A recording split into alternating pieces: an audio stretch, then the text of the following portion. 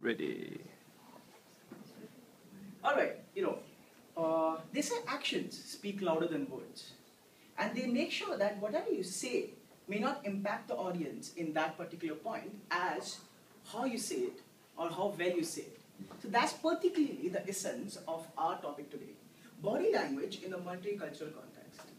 Now, I'm joined by my group mates Stephanie and Mario, who will be dealing with two case studies, which are simply videos we have found on the internet, and we'll be showing you that where they actually went wrong in establishing the particular fact that body language makes a very vital impression when you're dealing with people in the workplace of different cultures.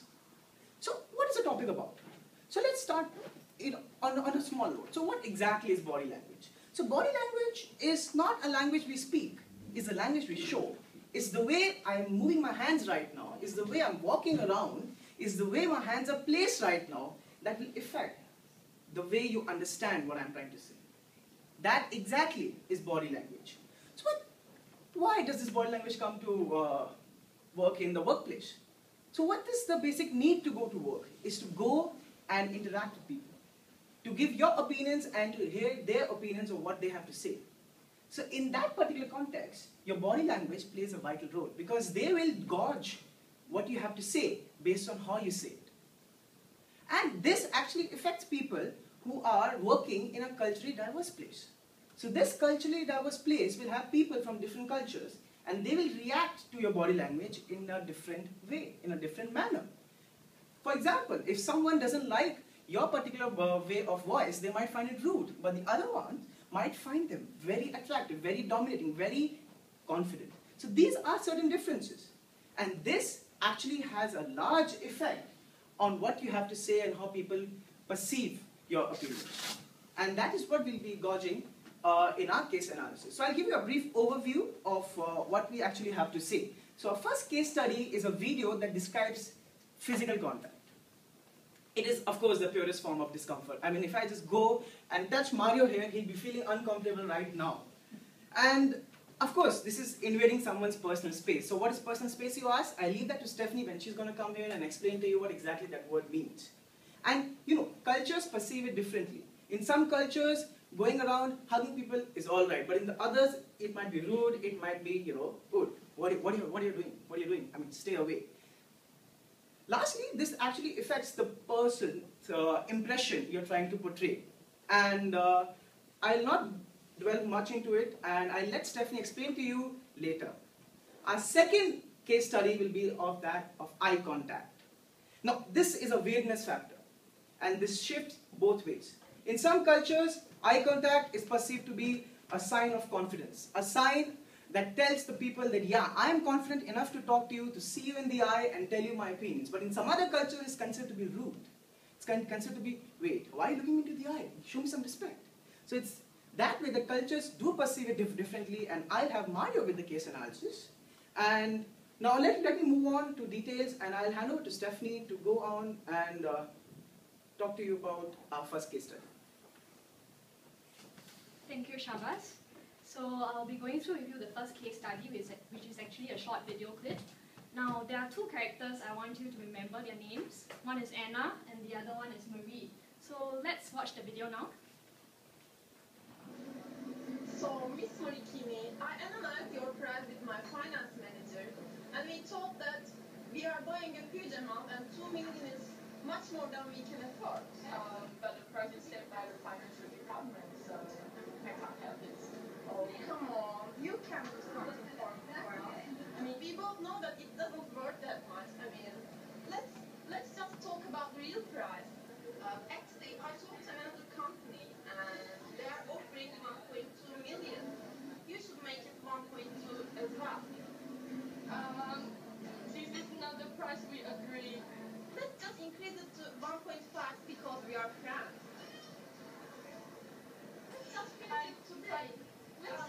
Let's get cheaper and conclude the deal.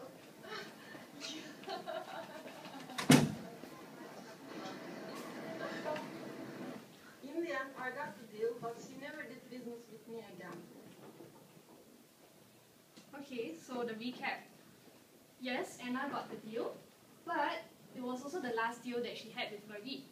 So what made Anna not want to do, what made Marie not want to do any more deals with Anna? See, what Anna tried to do was to actually build a connection with her client. She gave her a pat on the shoulder, tried to reassure Marie with some handshakes, and finally gave a polite goodbye kiss on the cheek. But this was how Anna saw herself, saw Marie. But this was how actually Marie felt very uncomfortable, a slight frown here and there, some nervous laughter. In the end, she still said yes to the deal. So this is how Marie reacted to Anna's moves: the hand on the shoulder, the kiss on the cheek, and intrusion into her personal space. Obviously, Marie was very uncomfortable. So this is the part that I will be sharing with you about personal space and touch. Some mistakes that Anna actually made with Marie. What is personal space? It's the distance that two people keep between themselves in order to feel comfortable. What is okay personal space and what is not okay personal space? That really depends on the cultures. So how do people interpret personal space? In the Western culture, the line between business space and friend space is very blurred. So usually the Western cultures would try to establish personal relationships, and they place very heavy emphasis on personal relationships in their business deals. So the personal bubble between a business space and a friend space has been reduced. And also, some might feel that the amount of space, when it's too great, they feel that the other party is cold, shy, or unfriendly. How about in the Asian culture? Asians think that more space should be given, and the amount of space might be too small. So in the case of Marie, that's how she felt. It was too small. It was, whatever Anna was trying to do was maybe aggressive, rude, or even intrusive. So here are my recommendations on how we can perceive personal space. 4 zones, like you and I now. The distance between you and me, that's in the audience zone.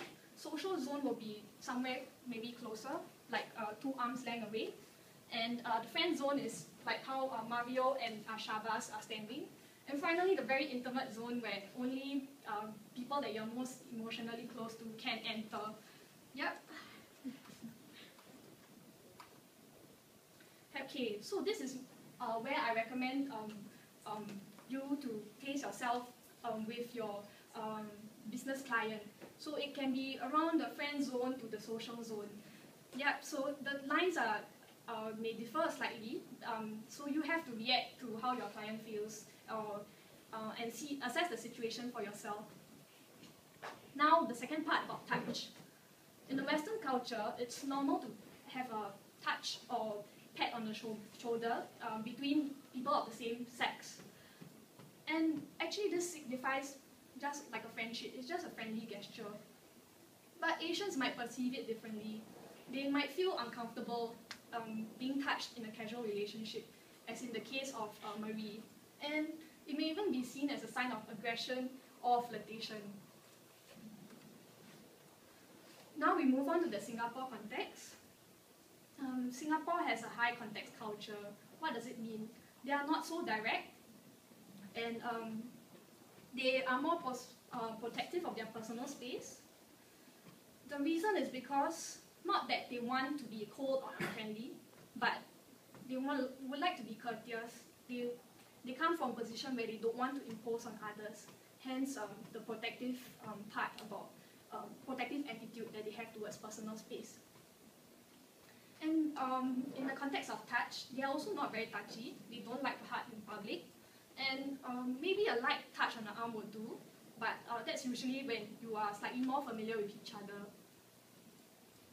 Finally, now that we have come to the end of the touch section, so what does personal space and touch have to do with body language? It's all about physical contact, as Shabazz has mentioned, and here are some takeaways. Like I mentioned, there's no really much of a definite rule that you you have as to where to stand or how much to touch. That really depends on your client. So what you can do is take the cues from your client. For example, start off from a distance zone. If you're really not sure or this is the first time you are meeting your client, it would be good to start from a distance zone. Don't sit too close, such that it will intrude into their personal space. And avoid touching unless you are familiar enough. So that's the end of my part, and I will hand over the time to Mario, who will talk about the second case study, a continuation of the body language in the multicultural workplace.